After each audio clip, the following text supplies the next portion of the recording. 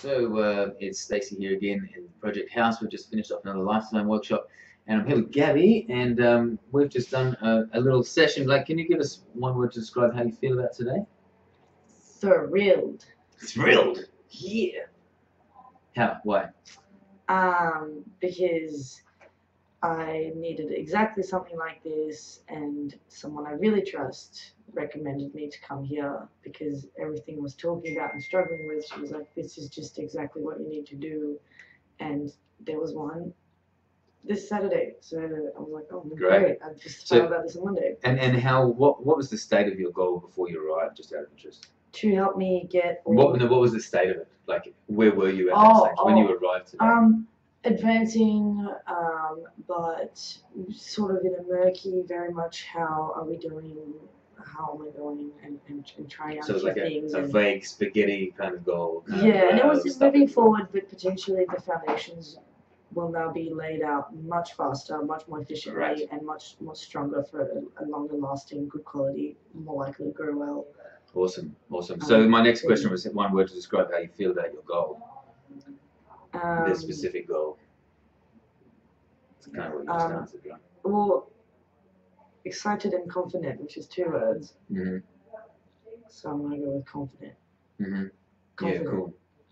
Yeah, confident that you can actually do it. Yeah, which I always was, but now I can really... Well, I think one of the things that I've obviously been sitting with her for a few hours now, I think one of the things that is really important for what you're doing is that now not only are you more clear on what it is to you, but I think you've now articulated it to a level where you can actually rally support from people, because what you're doing needs other people involved, right? So now that you can clearly define what it is, now you can say, hey, Billy, I would love your help because I'm doing that. Whereas before it was like, help me. A little bit like that.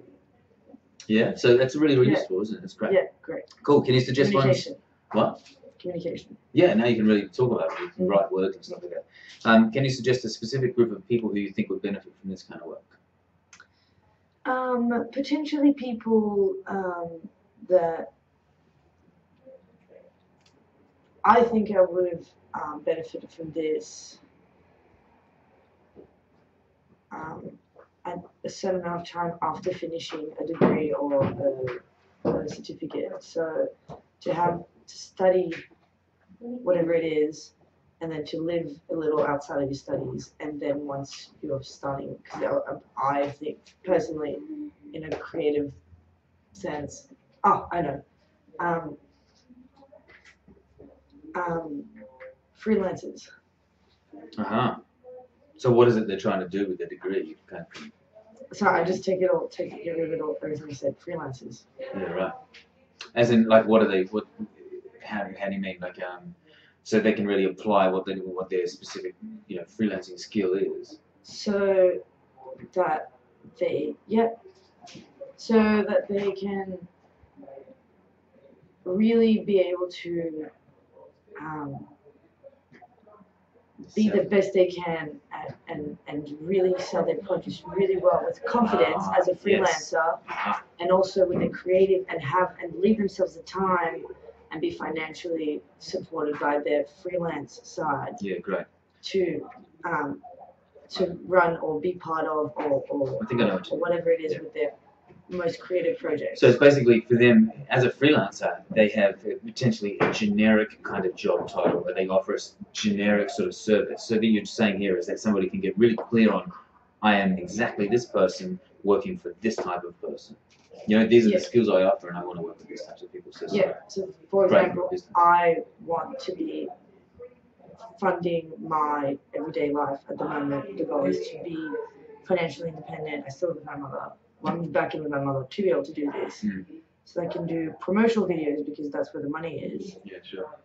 I'm still be doing videos so as to always be building up my skills, and that actually doesn't really feel like work that much. Yeah. Yeah, cool. Even though if I'm working for someone, it will.